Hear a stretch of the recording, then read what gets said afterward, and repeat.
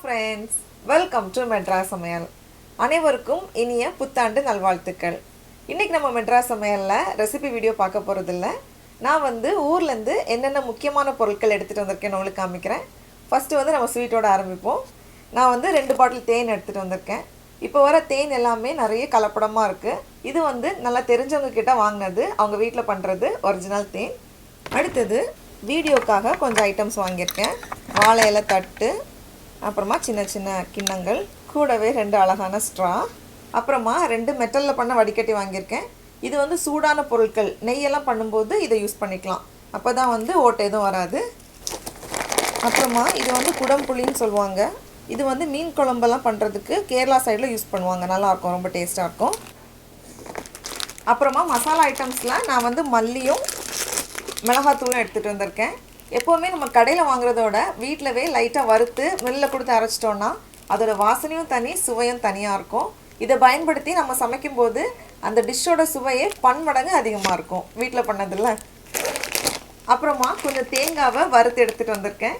இது எங்கள் வீட்டில் உள்ள தென்னை மரத்தில் உள்ள தேங்காய். இங்கேவே ஃப்ரோசன் தேங்காய் கிடைக்கும். ஆனால் நம்ம வீட்டிலேருந்து எடுத்துகிட்டு வந்தால் அதோட டேஸ்ட்டு, வாசனை எல்லாமே தனி தான். இது ரொம்ப ஸ்பெஷல், எப்போவுமே எடுத்துகிட்டு வருவேன். அடுத்தது ஒரு குழி பணியார பேன் வாங்கிட்டு வந்தேன். நான் ஏற்கனவே ஒரு குழி பணியார பேன் வச்சுருந்தேன். ஆனால் அதோட பேஸ் இந்த மாதிரி ஃப்ளாட்டாக இருக்காது. இங்கே உள்ள ஸ்டவ்வில் யூஸ் பண்ணுறது கஷ்டமாக இருக்கும். அதனால் இந்த வாட்டி ஃப்ளாட்டாக இருக்கிற பேஸ் வாங்கியிருக்கேன். இது நான்ஸ்டிக் தான். நான் இரும்பில் தேடி பார்த்தேன், எனக்கு கிடைக்கல இந்த வாட்டி. அப்புறமா இது எண்ணெய் தொட்டுட்டு இந்த மாதிரி பண்ணுறதுக்கு நல்லா இருந்துச்சு. அப்புறமா ஒரு ப்ரெஷர் குக்கர் கொஞ்சம் பெரிய சைஸ் வாங்கியிருக்கேன். நம்ம பிரியாணியெல்லாம் பண்ணுறதுக்கு நல்லாயிருக்கும். கூடவே ஒரு சின்ன ஹாட் பாக்ஸ், சப்பாத்தியெல்லாம் போட்டு வைக்கிறதுக்கு 2 சின்ன சின்ன டப்பா வாங்கியிருக்கேன். நம்ம நெய்யை பல்காக பண்ணி வச்சுட்டு இதுலேருந்து யூஸ் பண்ணிட்டு இருந்தோன்னா மூடி திறக்கும் போது அதோட வாசனை போயிடும்.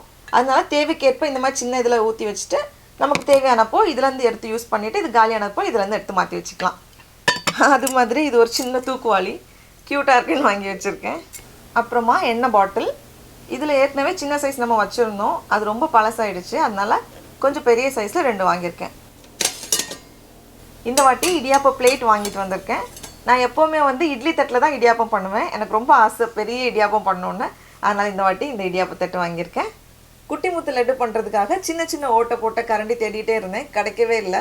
நிறைய கடையில் தேடி அலைஞ்சோம், கிடைக்கவே இல்லை. கடைசியாக இது ஒரு ஹார்ட்வேர் கடையில் இருந்தது. அவங்கக்கிட்ட கேட்டால் இது பேக்கரிக்கெலாம் சப்ளை பண்ணுறது அப்படின்னாங்க. பரவாயில்ல தாங்க அப்படின்னு சொல்லிட்டு வாங்கிட்டு வந்திருக்கேன். கொஞ்சம் வெயிட் அதிகமாக இருக்குது.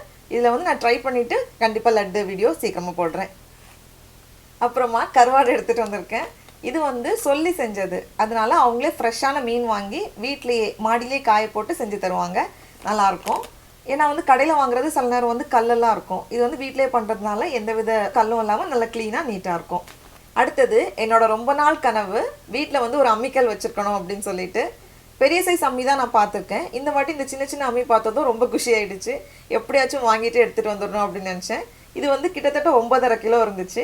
ஆனாலும் பரவாயில்ல அப்படின்னு சொல்லிட்டு எப்படி பேக் பண்ணிட்டு பாருங்கள். இது என் குட்டி பொண்ணோட பவுச்சு. அதுக்குள்ளே ஒரு ட்ரெஸ்ஸில் சுற்றி இந்த மாதிரி எடுத்துகிட்டு வந்தேன். பாருங்கள் எவ்வளோ குட்டியாக செல்லம் போல் இருக்குல்ல. இதை எடுத்துகிட்டு வந்ததில் ரொம்ப ரொம்ப சந்தோஷம் எனக்கு. அடுத்தது ரொம்ப முக்கியமான விஷயம், பாய் எடுத்துகிட்டு வந்திருக்கேன். குழந்தைங்க இருந்தாங்கன்னா இந்த மாதிரி கோரம் பாய் வாங்கிக்கோங்க. பிளாஸ்டிக் பாயோட இப்போ கோரம் பாயிலே ஃபோல்டிங் டைப் கிடைக்குது நமக்கு.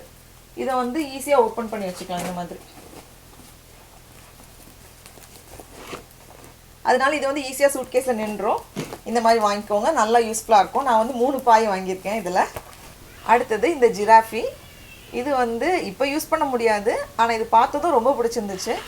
இங்கே இது மாதிரி கிடைக்கும், ஆனால் இந்த அளவுக்கு ஆடாது. அதனால இது எப்படியாச்சும் வாங்கணும்னு சொல்லி இதை சூட்கேஸில் வச்சுட்டு சுற்றி பொருட்கள் வச்சு பேக் பண்ணி எடுத்துகிட்டு வந்தோம். இது எல்லாத்த விட முக்கியமாக நான் எடுத்துகிட்டு வந்தது நிறைய ரெசிபீஸ் கற்றுக்கிட்டேன். இந்த வாட்டி ஊருக்கு போயிட்டு அம்மா, அத்தை, சித்தி எல்லாருக்கிட்டையும் நிறைய ரெசிபீஸ் கற்றுக்கிட்டேன். நான் எல்லாத்தையுமே சீக்கிரமாக நம்ம மெட்ராஸ் சமையலில் அப்லோட் பண்ணுறேன். நன்றி. அனைவருக்கும் மறுபடியும் இனிய புத்தாண்டு நல்வாழ்த்துக்கள். நாவின் சுவையரும்புகள் மலரட்டும்.